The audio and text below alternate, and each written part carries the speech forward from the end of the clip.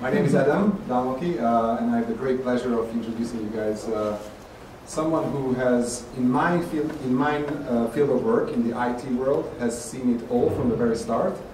He has been, when he arrived to the United States in the late 70s, he arrived to the very epicenter of the IT revolution, the Silicon Valley. He met and he worked with people like Steve Jobs. Steve Jobs. He knew Eda Teller. He knew Shimoni Karoly, Charles Shimoni. He knew, Andy Grove from from Intel. So I think he has a lot to, and he not only knew these guys, but he competed with them. He stood the competition, and today he's the leader of one of the largest network security company, NetScout. He's the chief operating officer. NetScout, as I checked out, did $1 billion last year and employs more than 3,000 people. It's a global operations. So I think he has a lot to tell about how a guy from Fazekas Gymnasium and from Műszaki can actually stand the competition with the greatest, most competitive and ambitious guys in the Valley and around the IT world. So I have, please help me welcome, in English or what's your? Let me do it in English. Mihai Szabados. Yeah, Michael, yeah. Michael Szabados. Yeah. Okay. Well, I plan to make this a very informal talk. It's an honor and a pleasure to talk about some of those things that were really great experiences in my life. As Adam pointed out, I landed in Silicon Valley very early in my life, and I started working for Intel. And so I went to a number of interesting junctures in the ensuing 40 years or 39 years, but who's counting? And so I want to talk about some of those, and feel free to ask, and let's expand on various aspects. I also have a little snippet of a movie that I'm very proud of. It's NetScout produced it, but the director was Werner Herzog. Who knows Werner Herzog in the room? Well, not too many people. He's the #1 documentary maker, and the movie is on Netflix. I mean, that's the time of my talk, and this is just to kind of give a historical perspective. My first job was around various Intel topics, peripherals, microprocessors, systems, and that was a design engineer, circuit design engineer. By the way, I went to Budapest Műszaki Egyetem for 4 years, Irodáschtechnika, and then I left to, I sort of left the country illegally and finished my degree at UC Irvine. So in '78 I finished, and Intel recruited and I got picked up. So, and then I got into the Ethernet group. That's a very interesting turning point also. And then in '86 Apple hired me for doing networking and communications for them. So I was running the networking and communications group, and I'll tell you more about that. It's kind of interesting also. Then I ended up at Synoptics after Apple, and participated in the meteoric rise of the whole client-server communication infrastructure explosion, which is all about Ethernet running on twisted pair. Believe it or not, it's very prosaic, but it's a big deal. And then, I spent time on mobility topics with NetScout, a lot more, but I think mobility is an interesting topic that I want to just expand on a little bit, because we were present at the big transformation of the whole industry from sort of analog digital mix to all digital, all IP, just in the last 5 years, I would say. And then the hot topic now is the cloud. I want to just kind of shoot the breeze about the cloud. Let's see what you guys are interested in. So one of the observations I want to make, and I expect that you'll find through this discussion is to be the case, is that where we are today, I shouldn't be 2010, it's more like 2015, but anyway, is really the result of all of these layers of innovations. And the next layer couldn't be done without the previous layer. And so there's a lot of, I think it's the real technology marketplace in action, and it's really an exemplary way of illustrating the benefits of a free market economy. And that's exactly what took place in Silicon Valley and around. So all of these different components that kind of pushed this stack to the cloud, it's all on one after the other layer. So you have to, if something was invented before its time, it didn't make it, and many things didn't make it just because they were invented before their time. So, and I actually participated in some of those.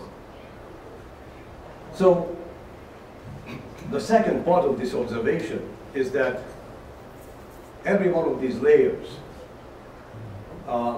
really at one point represented a battlefield.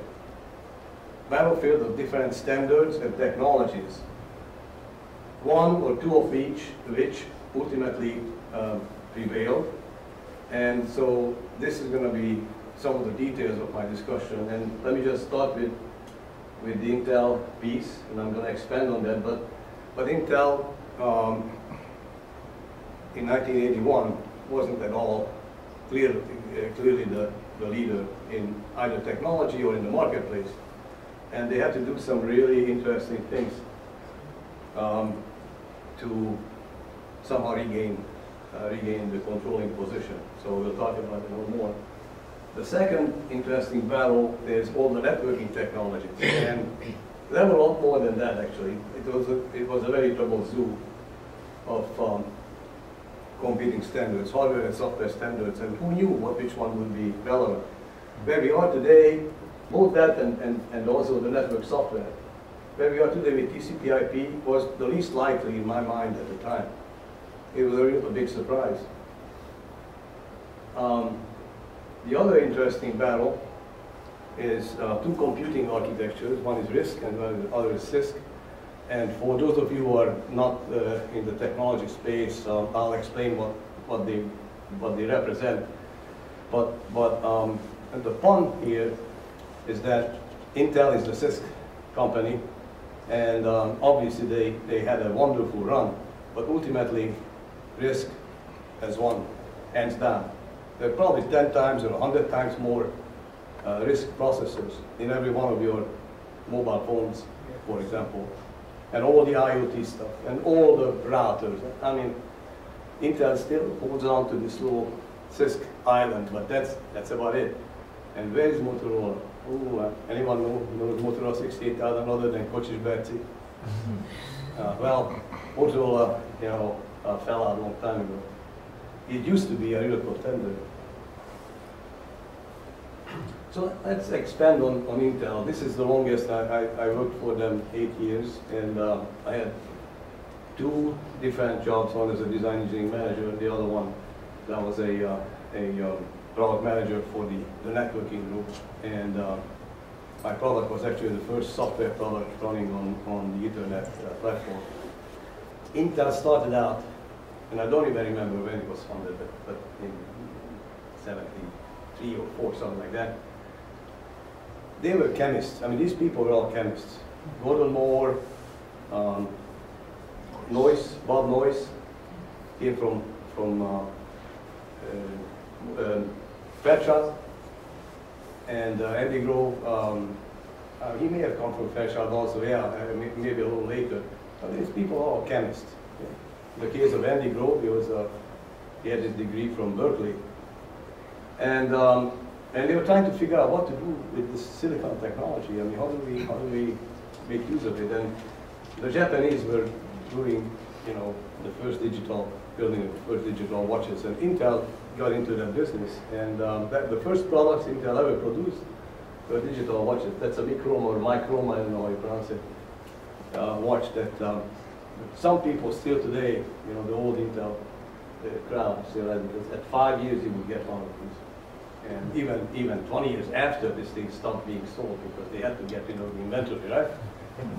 So, so one of the interesting the turning points for Intel, of course, was the investment into the microprocessor world. And I also had the good fortune of working with, or at least being in the same room with the inventor of microprocessors, microprocessor technology. His name is Ted Hoff. He's still around, or he was recently. And he was the one developing the first microprocessor, the 4004, and it had less than 3,000 transistors.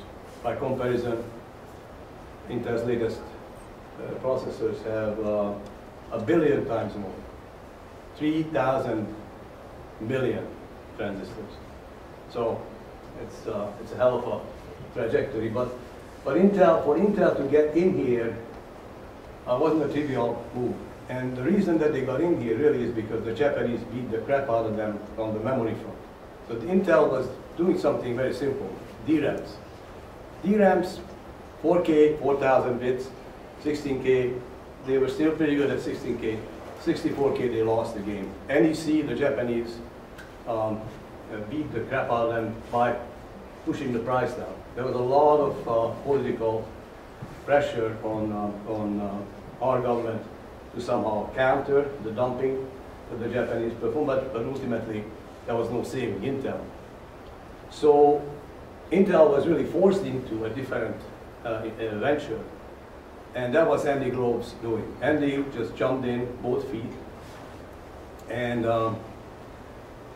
by that time, by the early 80s, 80, 81, it was pretty clear that yes, they had a nice microprocessor, it's called the 8080, but it wasn't the prettiest and wasn't the fastest and so on.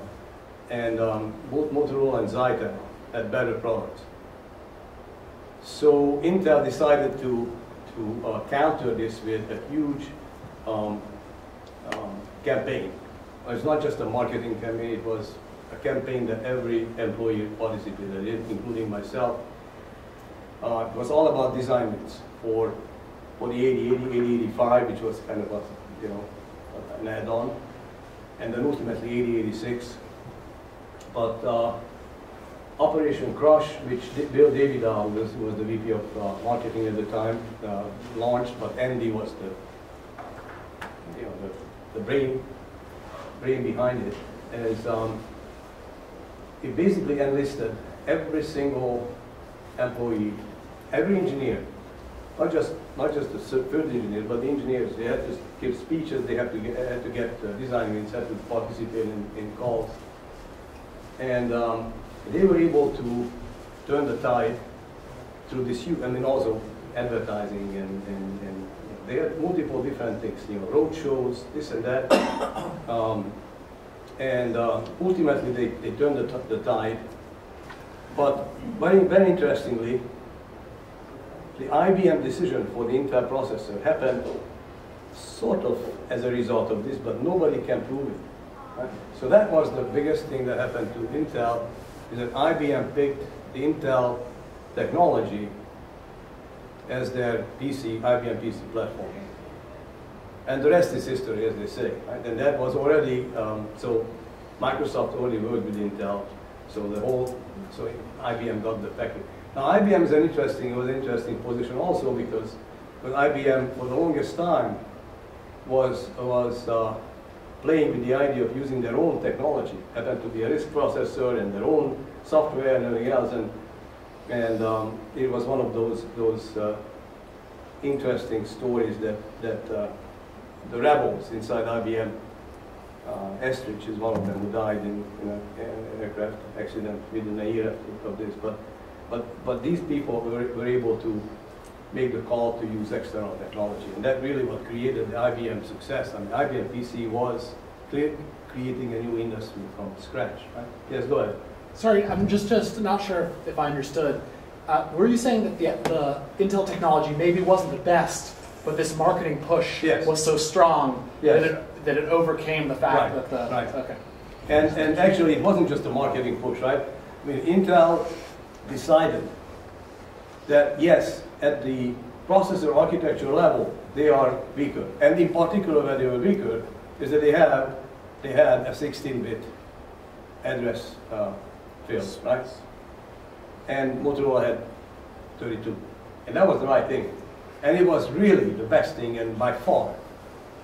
But what Intel was able to do is they were able to position the peripherals that came with the processor. And they said, they told the audience, whoever, they talked to the top people in the customer base, or the prospect base, and they said, you guys are making the decision for 10 years. 10 years. Don't make it likely. Don't let the software guys make the decision for you. The software people, they were all about Motorola and Zyka. They said, nah, you CEOs need to make the decision. So it wasn't just really marketing. It was really more of a recognition of how to build an argument. And then IBM sugared it. So even after this, you know, Intel had a lot of operating expense pressures, and IBM ended up giving them a loan of, I think, $250 million in so-called convertible debentures, which involved shares of stock at certain strike price, which they ended up selling at a huge profit later. But for Intel, it was a saving grace. And this is when Intel is born. This is the moment. Maybe tell them a little bit about what Intel is. Intel is the Windows Intel, you know, architectural sort of block, right? What's outside of Intel? Today it's Unix, or it used to be Unix, now it's called Linux. And it's a much smaller market, and there's of course the Macintosh, right? And these are the three camps. But Intel is by far the biggest laptop, desktop, computer base. I mentioned CISC versus RISC. Let's see if there's something else on that. Let me read this to you. I found this someplace on the web, and I think it's really appropriate to explain to those not familiar with computer technology. This is two different kinds of computer, number of instructions per program. And what happens is that the compiler, that is the code that translates the program you write to machine code, has to be more complicated and smarter. So when you talk about RISC technology, it really is compiler technology, for those of you who understand you know, the space. And, but the RISC chips can be much smaller than a CISC chip. And so the less power and so on can run a little faster. But ultimately it's the compiler that makes the difference. So, and I already told you that the winner of the battle is RISC, and it's a lesson to be learned. Intel, by the way, tried to build their own RISC alternative, but it could never gain traction, because it's very hard when you are the leader in the CISC world. It's very hard to play both sides. And those of you who have heard about it, it's called the innovator's dilemma. You know, they really succeeded with CISC, and they couldn't disrupt themselves meaningfully. So, and where they lost it ultimately was all the smartphones. At that point, game, set, match. So Apple. So Apple was at a turning point when another one. I mean, Apple had a number of turning points, but I'm just going to talk about the area, the space that I spent, time that I spent there. So Apple in '86 just fired Jobs. I barely met him, but he was on his way out, and his successor was John Sculley. John Sculley, by the way, is a Northeasterner. He has a grand place up in Maine, and I see him time to time in various industry fora. He's active still as an investor, but he he used to be the head of marketing for PepsiCo. And Jobs really liked his marketing style, so invited him. And what happened next, you know? He bit the hand that fed him.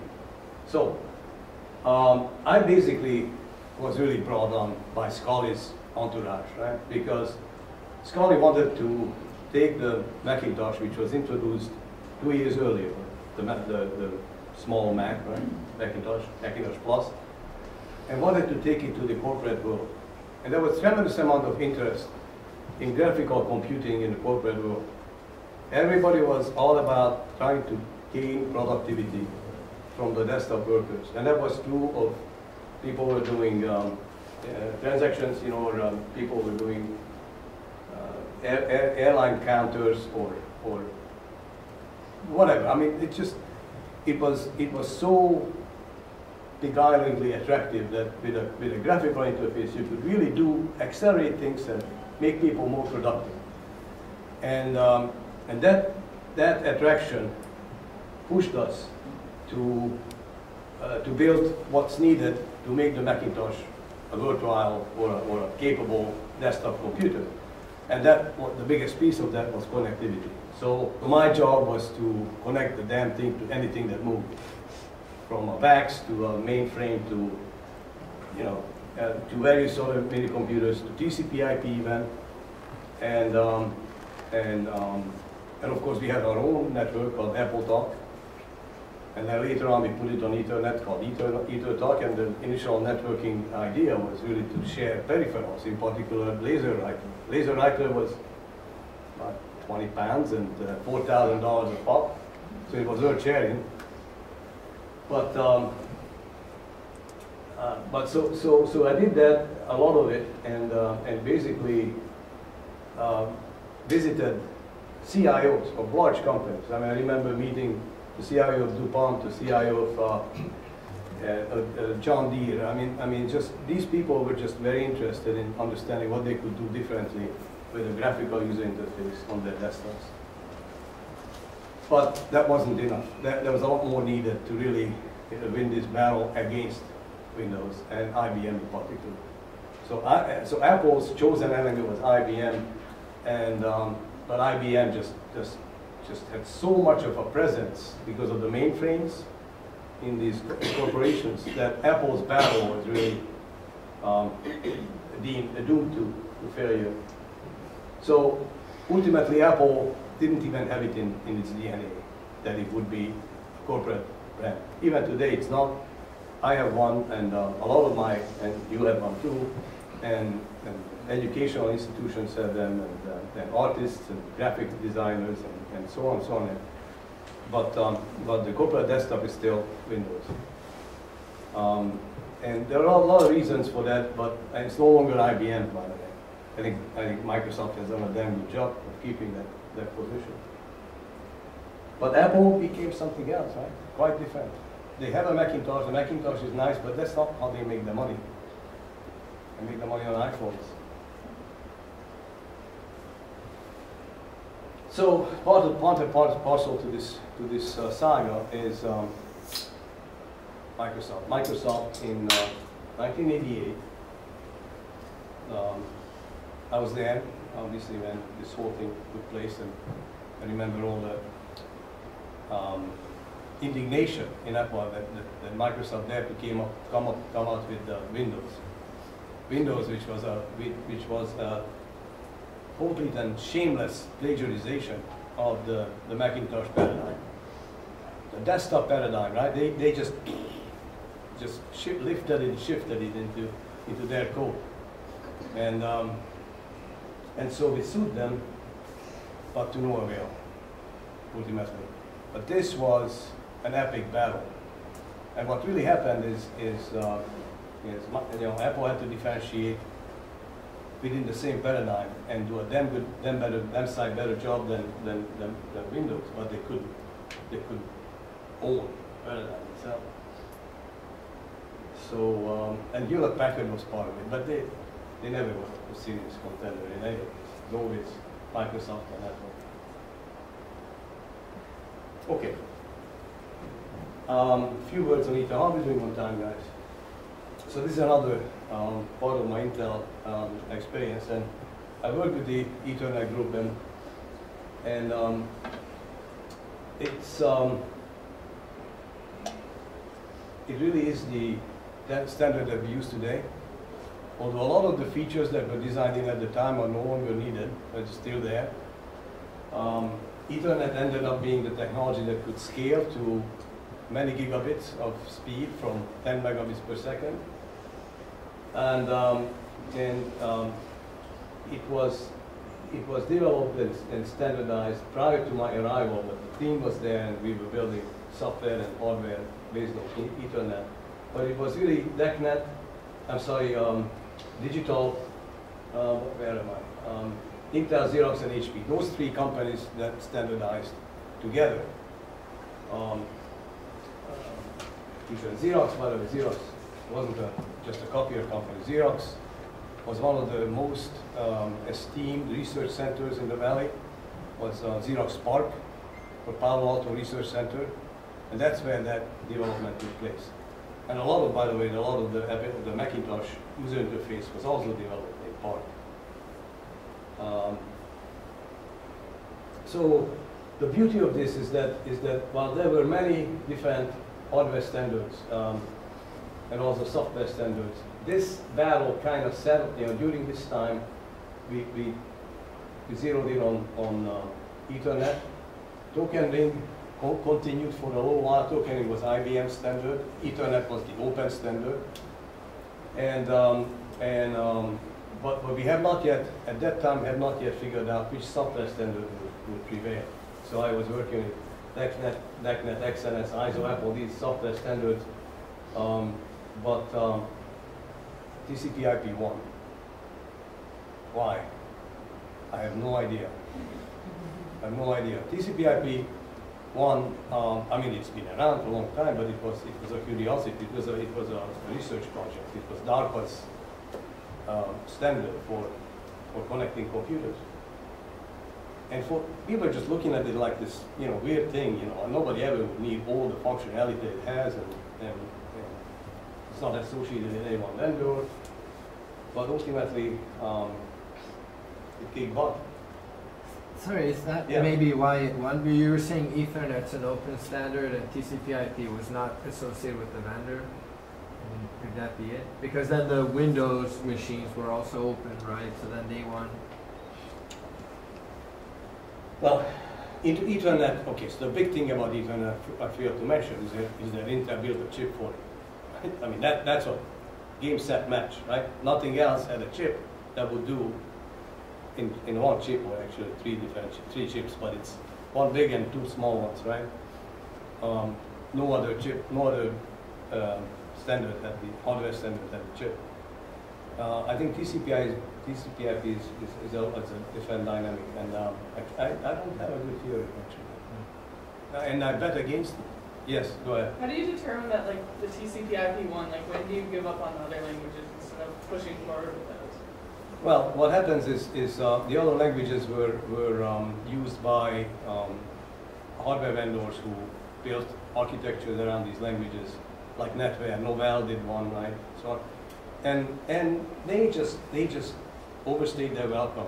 They did not cut over because for the same reasons that the innovator's dilemma. Just that it's too hard, and by the time they wanted, it was too late. That's it. So XNS was I don't remember which computer vendor was using it in particular, but NetWare was Novell. Token was IBM. I mean, IBM had the whole shooting match themselves. They could afford to stick with token ring well into the late 90s, and then it was obvious that it was useless. But it's they lost it anyway. So.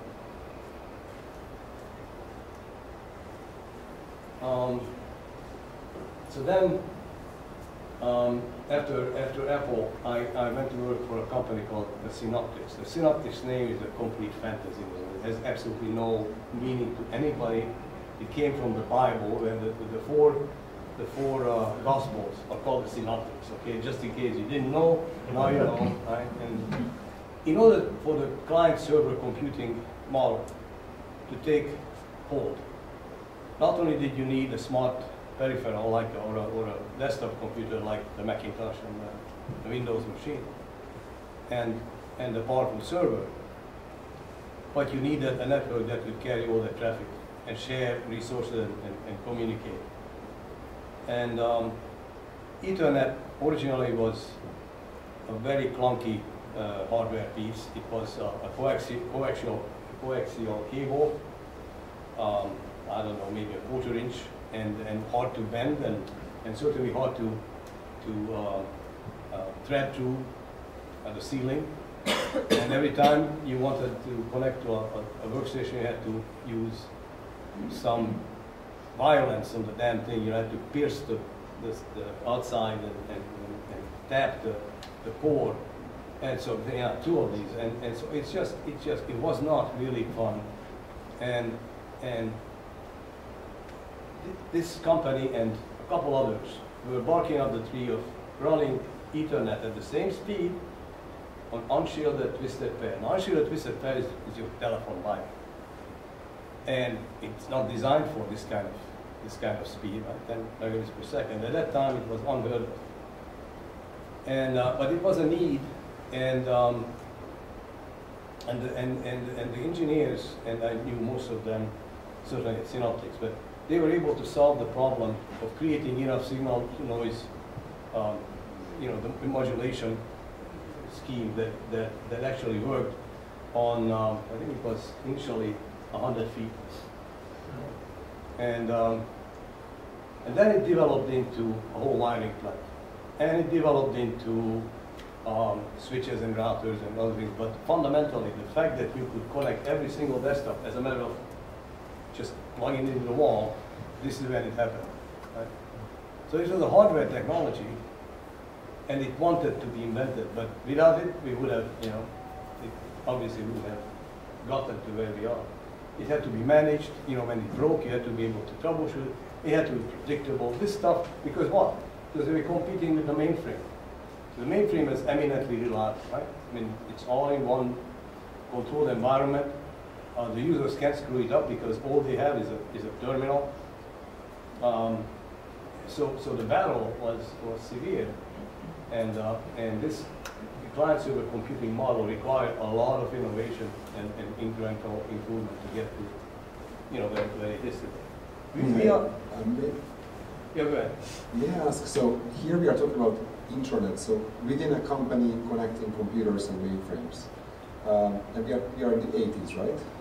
1980s? I would say in the early 90s. Early 90s. The early 90s became the commodity and large companies. So you already had the intra-university sort of the those are wide area networks, and they were very, very slow. So at this point, did the people working in the networking business envision internet and that we all going to be connected? Or was it really just, okay, let's connect within companies and maybe... So there were private networks, right? There were private networks, of course, and it was the so-called frame relay technology and later on MPLS. So networking existed, and speeds were, good speed was 1.5 megabits per second, 1.5 megabits per second to a building, and so it was solved at a very sort of clunky old level. That did not involve the specter of internet at all. You had to connect two campuses. It wasn't about connecting two companies that had nothing to do with each other. In fact, we had email inside of Apple that was only for Apple people. Because everybody had email, of course. But we never thought about sending emails to somebody else. So, this is just a chart about the speed of LAN and how they developed the kind of selection through Ethernet winning. And what you see is we are at about the 100 gig range with Ethernet speeds. And people say, well, what the hell are you going to do with that much speed? That's what we said, at 10 and 1 and 100 and whatever. And believe me, software guys will find a way. And you know, virtual reality is already on that level. So the internet, and this is where I'm going to show a little snippet of a movie that I mentioned with Werner Herzog. But it really started with 1995 when NetScout went public in August 18, and the IPO was an explosive success. Then, of course, after that, what happened is they disappeared because they did not have the management to really survive the ensuing tornado. Everybody wanted them. Everybody was after them. And then they got bought by AOL. What's his name? Chase. Turner. No, Turner. Yeah. Let's enter this very special place. We're now entering a sacred location. It's the location where the internet began. It's a holy place, and we've just come back to 1969 when the critical events of the origin began. That machine over there is the first piece of the internet equipment ever installed. It's a mini computer, which we now call a packet switch. This is a military hardened machine. You can't break it. And it was meant to sustain itself unattended for years at a time. This particular machine is so ugly on the inside, it is beautiful. It has a unique odor, a delicious old odor from all the old parts. It consists of modems, CPU, logic units, memory, power supply, all the things you need to make an efficient computer work. This machine served as the first node of the internet for decades. And it was from here that the first message was sent. A revolution began. And the only record we have of what happened that day is in this log. On October 29th, 1969, at 10:30 at night, we enter that we talked to Stanford Research Institute, host to host, computer to computer. It's very much like when on Columbus's ship, the fellow up on top who first spotted land, he noticed it was, and he basically made an entry saying, we spotted land. That document and this document have at least the same equivalent importance. Now, what was that first message? Many people don't know it. All we wanted to do was log in from our computer to a computer 400 miles to the north up at Stanford Research Institute. To log in, you have to type LOG, and that machine is smart enough to type the IN. Now, to make sure this was happening properly, we had our programmer and the programmer up north connected by a telephone handset, just to make sure it was going correctly. So Charlie typed the L, and he said, you get the L? And Bill said, yep, got the L. Type the O. You get the O? Yep, got the O. Type the G, you get the G? Crash. The SRI computer crashed. So the first message ever on the internet was, lo, as in, lo and behold. This is the title of the movie. We couldn't have asked for a more succinct, more powerful, more prophetic message than lo. I still have a copy of the phone directory from the late 1970s of everybody who was on the internet. And it was a document about that thick. And it had the name, address, and telephone number of every single person. Actually, it had it twice because it had it once sorted by their email address and once sorted by their actual name. So if you had a problem with anybody, you could look them up, you could find them, you could find who the actual person was associated with that email address. And still today, I thumb through that, and a surprising fraction of the people I actually knew. For example, there were two other Dannys on the internet, and I knew them both. I still know them both. So this is the end of this snippet. I couldn't help it. This is, to me, one of the most astounding comparisons. Were you in that directory? No. No, that was before my time. But this is the beginning of the internet. It was part of the movie, so I decided to show it. I told you, I didn't believe in TCPIP until I had no choice but to believe. Which year did you convert? Probably 1998. So a few words about mobility. The reason I want to talk about mobility is because there is an interesting turning point in mobility, as I said before, and I was, essentially participating as part of the NetScout in the turning point, because in order to create a fully TCP-based mobile network, you have to rebuild the architecture completely, and you have to build a monitoring environment and a management environment, which is what we do, that works just for this, very different from what you had in previous generation technologies. And the 4G revolution is essentially, I would say, 5 years old, meaning that people really started to put it down big time 5 years ago. And last 2 years, I would say 2 years ago, it was the peak deployment time. Now it's kind of only the third world countries are still running without LTE 4G, and all the major geographies and all the U.S. carriers, everybody is running it now. But the complexity is and I have a chart that I'm just going to flash up. I'm not going to explain it in detail. But NetScout's role has been to assure the function of these networks. So, and even to this day, we are the largest. We probably have over 50%, maybe 60% of the market share of assuring a mobile telephone networks. So Verizon, AT&T, Vodafone, T-Mobile, I mean, you name it, Sprint, they're all using our technology.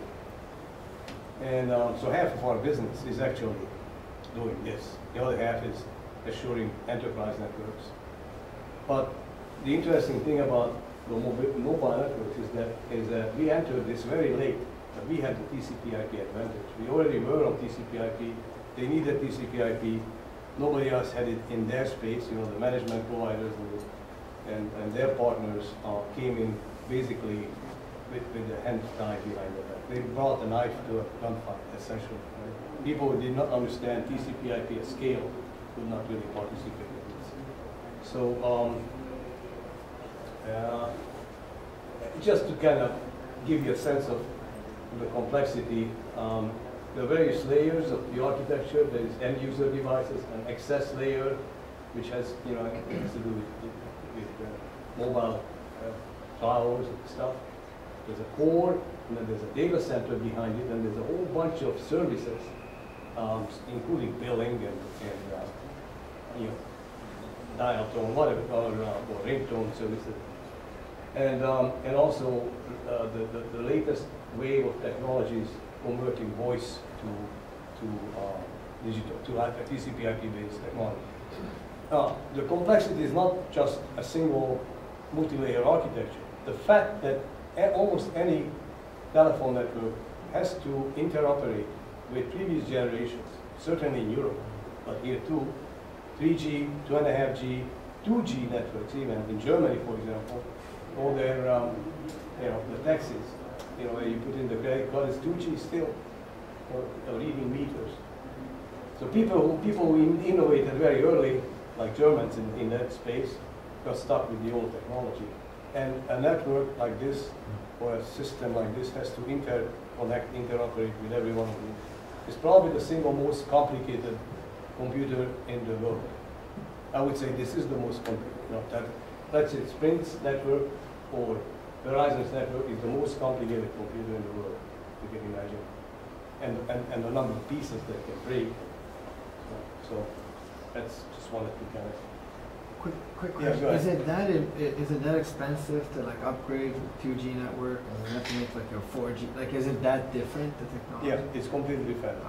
It is dramatically different. The 2G network. So the difference, and I'm not going to go very deep here, but the difference is essentially that the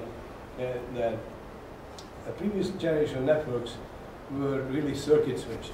So there are these big so-called SS7 or switching system 7 architectures that separate the control information, that is who wants to talk to whom, from the actual data or voice that's going through. And also it wasn't designed for data. And it wasn't designed for the kind of speeds that you want.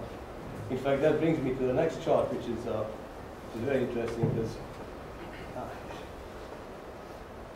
so I kind of used the previous chart for reference on internet speeds. This is where the 3, 4, and 5G technologies are in terms of speed. And you can see that we are with 4G LTE, we are at about 100 megabits per second. It's about the and that's good enough for watching a movie. Easy, there's no problem. A lot less is good, actually. But 5G, look at this, which is probably going to be in wide circulation by 2020. It's 10 gigabit and even past. And why? What's the point? Well, who says that the mobile devices should live on less bandwidth than desktop devices? So that's the vision. And what's really interesting about this, as well as the processor technology, is that people have really been surprised. The naysayers, people never believed, even 5 years ago, you could do something with gigabit through the air gap, or that you could build a processor that has 3 billion transistors on it, right? I mean, so these are the kind of things that never stops, and it's scary.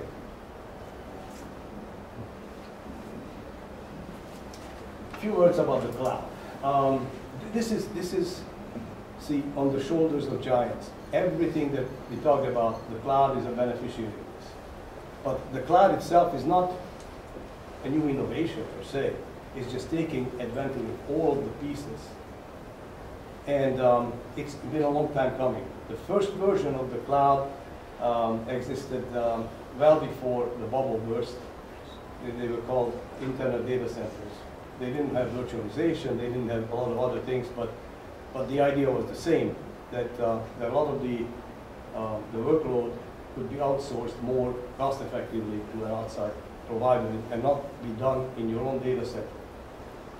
Now we have all the pieces, it seems, and the cloud is a runaway success. And what we are seeing today is the bulk of our enterprise customers and the bulk of the enterprises in the world are talking about moving a chunk or all of their applications from their premises to the cloud. And there's a lot of value. Let me just point out the top 3 advantages. One is the cloud is very quick. You can create resources for your application and bring them down in a matter of seconds. Whereas on the premises in the old technology world, it takes, sometimes the server takes, I don't know, weeks, months to provision, even virtualize it. It's also elastic, meaning if you need more bandwidth to process Christmas traffic, you get it automatically and you pay for it, but there's no new investment, no thinking going in. And it's all OPEX, operating expense, not CAPEX. You don't have to shell out hardware costs or anything, right? Just pay it by the hour. I was talking to Coach Betsy earlier about are you using the Amazon analytics for your research? And you don't want to lose control of this data, but I'm telling you, more and more people are using analytics stacks in the cloud, obviously. And you can do something for 2 hours and then walk away, and you could use the most powerful cluster of Hadoop servers in the world at your service. So this is going to take the world by fire, by whatever. And it's going to put a lot of IT people out of business and out of jobs. Okay? We're talking about automation, putting people out of robotics, putting people out of, this is going to put more people out of jobs faster than robotics. Go ahead. Yeah, I used to work at a venture fund, and basically it completely, changed venture capital because, 10 years ago, like you had to have like at least $1 million, a couple $1 million to even start a company. And now you don't. So all the VC funds basically are mostly unnecessary. The Series A funds are unnecessary. You just need a little bit of early capital, which could be very little, and then you need growth capital when you're like big and you need to grow faster to hire salespeople. But that middle is like nobody needs it. It's all for you. I mean, it's your generation that's gonna just like blow it all up. So the last piece for you. Okay? I'm sorry. No, I was just making a joke about the phone. So I have one other snippet from the movie. I think this is the one. Oh no, this is about what's next, and then after that. So Adam was asking me, what's next? Make a prediction or something. So I decided that I'm gonna preempt the question, and I'd like to propose me the naysayer about TCPIP that at this stage the next step is not technology, a brand new technology. It's more uses of the technology that's gonna be revolutionary. The cloud is a use, and the IoT is another use. And so what's needed? Yeah, you can use more transistors, but that's not really gonna change the world. It's the way that we use the technology is where the innovation is going to go. Like social media. Social media. Right? It has nothing to do with technology. It uses it, but so it's humbling, right? And this is where I'm making the point that we are transforming IT out of existence. So we also had the good fortune to interview Elon Musk, my hero.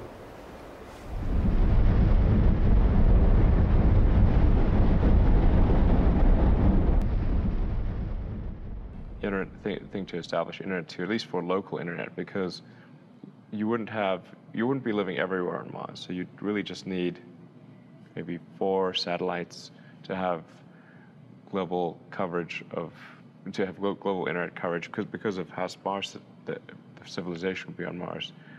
And then some relay satellites to get back to Earth. Particularly when Mars is on the other side of the sun, you'd need to sort of bounce it off a relay satellite. You couldn't communicate directly with it. Anyone not know Elon Musk? I'm sorry, I shouldn't have.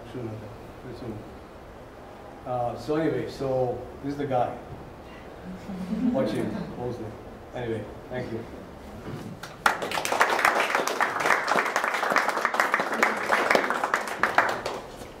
Any questions from the audience? I do have a question which I'm not sure makes sense because I have no idea about IT. I have to say that. So, all these breakthrough discoveries you were talking about, in my understanding, were they accidental or were they planned? Like what really interests me in this is that what's the goal? Is it always to be faster, bigger, more like different period had different goals, or is there an underlying goal, or like how do you get to this? That's an excellent question. It's not at all. It's a damn good question. I think that there's a combination of things. And the last slide I showed said there's not going to be a basic technology breakthrough. It's going to be more incremental improvement.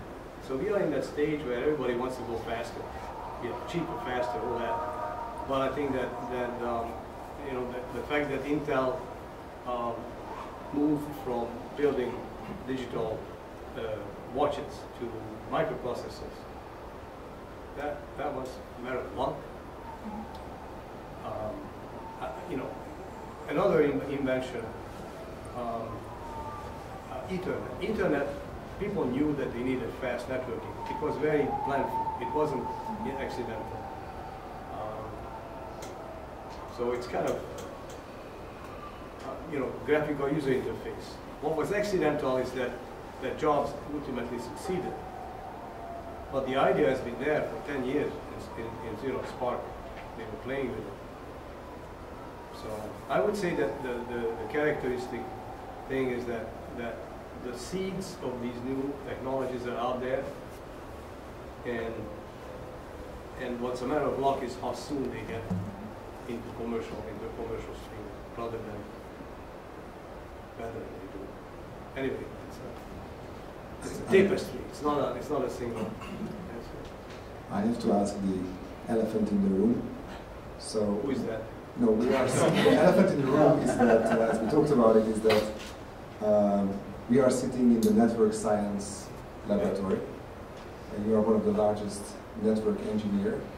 So Mr. Barabashi is dealing in the network science. My biggest question is, how come you guys don't know each other? My second question is, so he's dealing more with the mathematical and philosophical levels of networks. Do you guys, when like Friday afternoon, have a beer and you talk about, well, we are connecting Sprint and we are connecting everybody in the world, do you ever have these flashes of like what social impact you guys have with your technology? Yeah, we do. That's what we do. I mean,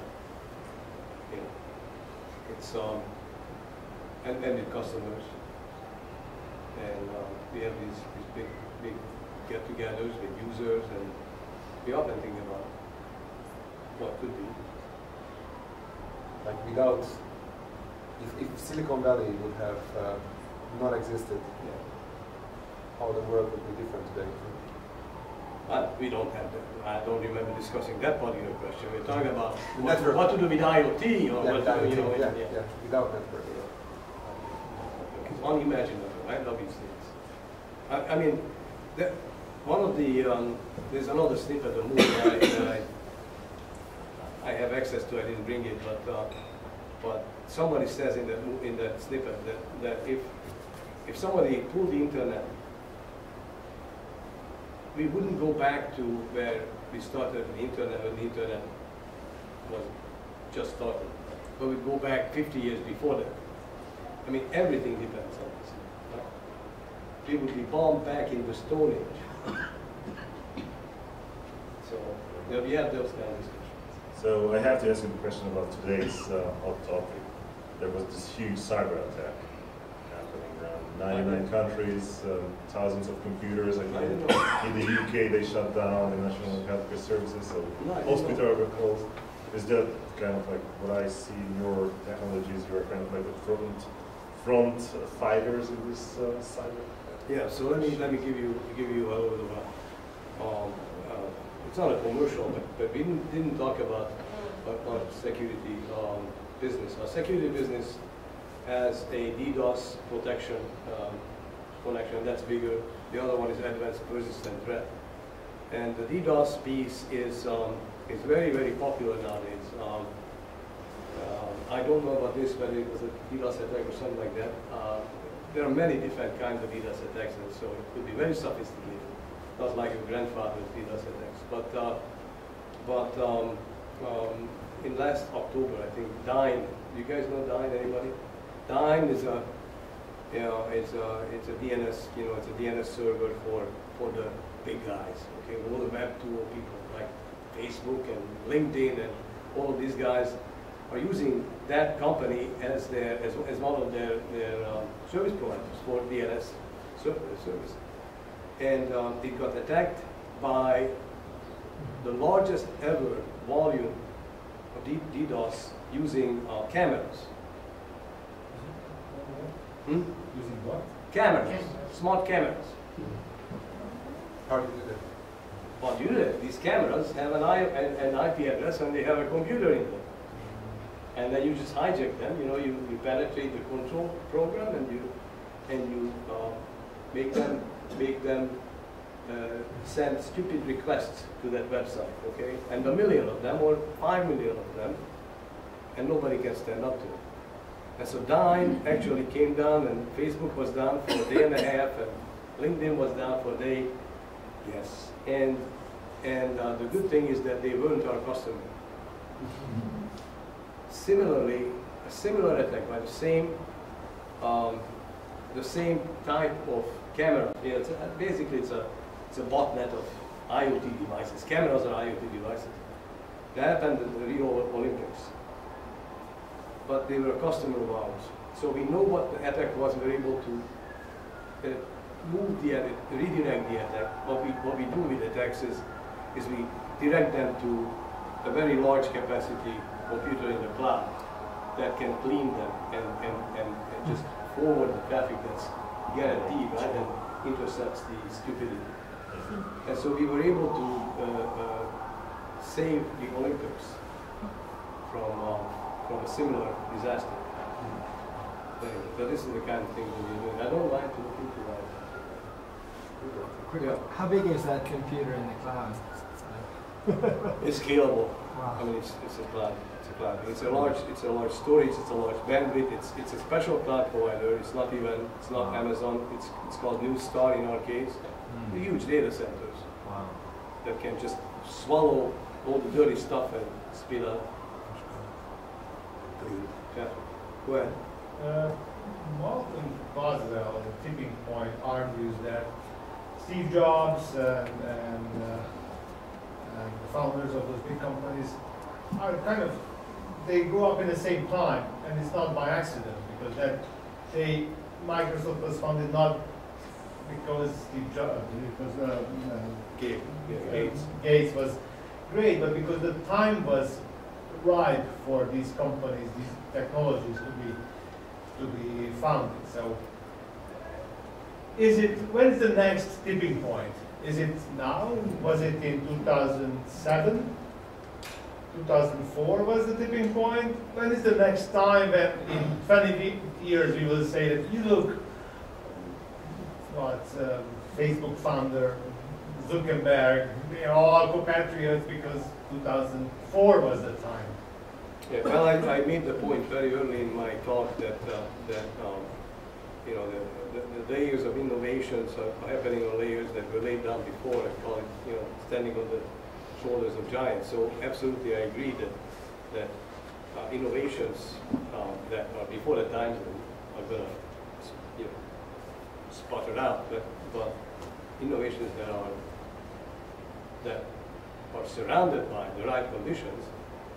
But I don't know how to answer that question, right? I mean, I agree with your premise, but what does it mean for next time? I told you that I don't see, and maybe nobody can see what major breakthrough. I mean, quantum computing, sure, but there are a few other things that could break through. My vote is that innovation continues to be in the use of the technology. I think the cloud, with what we are hearing, as to what it takes to start a company and to really create a massive, a billion inventors, a billion CEOs. I mean, think about it. That to me is the most exciting thing. That's what I can answer. Not big a prediction, but that's what I am excited about. Go ahead. One last question. So can I follow up on the social impact question? Like, from where I'm standing, it looks like that we got to the point that it's just not possible anymore to think about kind of IT developments without thinking about the social consequences like privacy, or even the psychological factors like how it changes personality, social media, Facebook. Am I right in this? And if so, oh, I think so. I mean, did everyone hear what the lady was saying? I don't know. I mean, we are talking about the fact that the social impact and sort of side effects are becoming dominant or pervasive and cannot be disregarded anymore. And I think it's absolutely right. So do people think about that in your how should that are there really conversations or there are conversations, but I don't think that our people in the industry are any more relevant than you are or anybody in the audience. This is a social phenomenon. This is a social dynamic. It's not technology anymore. It's a social dynamic on the back of the technology. As I said, Facebook is not a technology innovation. Go ahead, please. My question's a little silly because I know it doesn't relate so directly to your work, but you were showing this chart of speeds of mobile phones, and I couldn't help but kind of laugh inside anyway, because as my data has stayed about like 6-7 gigs with Verizon for like a number of years cap, which when I'm looking at that chart of how the speeds are going, I go, that's really funny because that means I can go through my cap in less than a second. I actually can burn through a month of data and start owing them hundreds of dollars in seconds. So I just thought that was funny I don't know, I know it's not exactly your work, but you're working with these people. What's going on there, and how come if the speeds are increasing so much, how come nobody's eating all these guys' cakes by offering real unlimited or some sort of dynamic pricing that really relates to the bandwidth they have? Because they could actually tell me that, oh, today on the ride home, watch as much video as you want, like the network's happy right now, or something. You will, and they are. And these people are suffering. Verizon is really, really deep down in the pits. And I know because they are not buying enough stuff, right? So there used to be good years, multiple, more than $100 million, okay, closer to $2 billion. Verizon as a customer. No, oh, as a customer. Yeah. No, it's not spending with you, so you know they're not building their well, we know exactly what's going on because they're telling us because we have the gear to know, right? So it's not that the traffic decreases, the traffic increases like crazy, but everybody's got it. It's the Wi-Fi. So it's a commodity. Yeah, the bandwidth has become a commodity in a big way. And why? Because we have a net neutrality environment. Until and unless that changes, these people won't be able to invest in 5G. So I'm telling you that 50-50 is going to change. And if it does, then they're going to be able to give you more speed and pay a reasonable price. But I think that today they are not getting their money's worth, or whatever. They are not. Well, they're not giving. They're not. Well, no. What I meant to say is that they're not getting enough to return the investment they made on the 4G. Now, what they were expecting actually is that they were going to provide value-added services on top of their bandwidth, right? But what happened? All these OTT players, right? Over the top, they have skimmed all the profit, all of it. It's unfair. But think about whether it's Facebook or what is it, WhatsApp, or Skype. I mean, they are using the bandwidth free, and the telephone companies are losing their shirt. That's what's happening. So they made the investment. They thought they were going to be able to get some of these services for themselves. They can provide some of these services, but net neutrality basically got them out of business. So that's it. I worked with several telecom companies in Europe as a consultant, and we had a lot of talk about creating a separate, maybe even a monopoly network company, that there would be like one US network, and then the operators would be on top of it, so that they would. Is this something realistic? In Europe, there's a lot of talk about creating a Europe-wide. I mean, it's not in the next 5 years, but there's a lot of talk about. We cannot invest into 5G. There's not the economics. It's not there because it's becoming more and more expensive. Because more and more towers, you need more and more density of towers. It's close to Wi-Fi pretty soon. And is there talk about having a one common platform? So meaning to share the investment. Like a natural monopoly for a 5G network nationwide, and then which would be like a cost center. And then everybody, all the operators would be on top of that. I can answer that. I have not participated in conversations like that. I haven't thought about it. So. Yeah, go ahead, please. I'm sorry. It's just a network security question. Yeah. So TCPIP is inherently insecure because it was invented at a time and security was not a concern. Do you see any tendency for, all the existing network security protocols are kind of afterthoughts in their patchwork, like IP stack, TLS. Do you see any tendency or any chance for security becoming inherent in the TCP/IP network protocol stack, or what comes after that?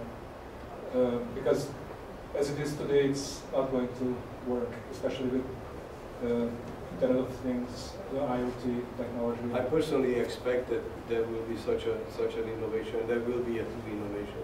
I think security is becoming a real big pressure point for the whole marketplace. And I think that what you're talking about is necessary. And maybe that's the one exception to a technology breakthrough. Because if somebody solved that problem, and I don't know, I haven't talked to people about that, but that could be the big breakthrough. Yeah, go ahead. I was wondering with the cell phone, the mobile bandwidth of so as it increases, the speed increases. This is a little bit off topic. Is there people talk about like the health concerns around is that a worry, that is it a significant increase, or is the technology it's not affecting the amount of it's not related to the amount? I actually never considered the correlation between them. I never worried about it myself, so I'm kind of one end of the spectrum. So I never researched it. My sense is that they can pack a hell of a lot more radiation energy density into phones because you can't carry the batteries and everything else. So it doesn't make sense. So you have to make it work with the energy that you have. So it probably won't be a much different picture. I mean, it's more signal to noise ratio improvements is what happens everywhere. All this, I don't know how many 101, modulation systems. Very complicated. Yeah, go ahead. There's this technology that like charges things and you don't need a cord, right? It kind of bounces electricity around. What's going on with that? Because do you see that? Because that was like 5-10 years ago or something. I first read about it and we don't have it yet.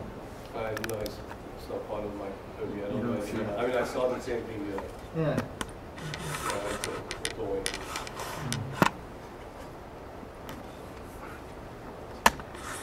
And maybe a personal question. Could you tell me a little bit about your internal network, your family? Yeah, 2 grandsons and 2 different daughters. And one of the grandsons is 10 years old, 11.5, and the other one is 20 months. And the apple of my eye. So. Give us names, please. The younger one is Charlie, the older one is Max. And the older one lives in Atlanta, the younger one lives in Connecticut, in Stanford. The 20 months, I have also 20 months. Oh yeah? And does you already say TCPIP or? It's a forbidden word in your home? I don't use it with my wife. So based on what you were saying before, it sounded like with net neutrality, if it was, let's say, going away, it sounds like you think there would be a major investment in infrastructure. Yeah, I think so. Is that kind of the consensus in your industry? Like people think that Well, I'm not sure there's a consensus. There is definitely talk along those lines. I mean, so I would say that's more supported, or more, more people would vote for that connection than not. Can we define net neutrality for those who are not telecom? Oh, I'm sorry. Well, net neutrality is essentially regulation that prevents an internet service provider from differentiating among any of its customers in terms of speed, error rates, anything. So everybody has to have the same service at same prices. And then of course what happens is if Netflix gets the same bandwidth, then they laugh all the way to the bank, right? I mean, without the bandwidth, they couldn't possibly make a penny. And they're one of the most successful companies because on the backs of 4G investments from and other investments, but 4G in particular. Netflix is running on 4G.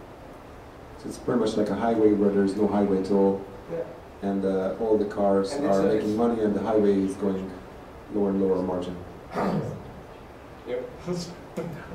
Related to this back to like my frustratingly 7 gigs that I'm held to by Verizon, and trying to understand why that is over so many years with technologies going better. Obviously, to me, it's clear that they want to make more money off me. I get that, but there's some point at which they're going to become less competitive. When somebody offers me unlimited, I'm going to jump ship. So, is there a reason technologically could they do variable pricing? Because that's the problem, right? Is that we're all going to, if they give everybody unlimited, we gum the system, and it breaks, and then they have to invest in infrastructure. Well, what if they could keep the infrastructure the same? And the issue is variable pricing for variable service, right? That's so if they can differentiate, higher speed or higher availability or less error rate or more error rates or whatever, or lower jitter, then and charge more for it. I think that would be. You're right in this space. So they have the technology. You're saying they just market it. Switch to T-Mobile. Regulation. It is like PUCs, okay, Public Utility Commissions. That's what the federal government, the FCC, is to the internet service providers. Okay, it's a utility. It's controlled and regulated like a utility. Now go ahead, please, in the back. I'm sorry. Thanks. I just wanted to make a comment that as physics, science, engineering, technology, life doesn't end with technology development. But then comes in our system, then comes the business and business interest. We have the politics and political interest.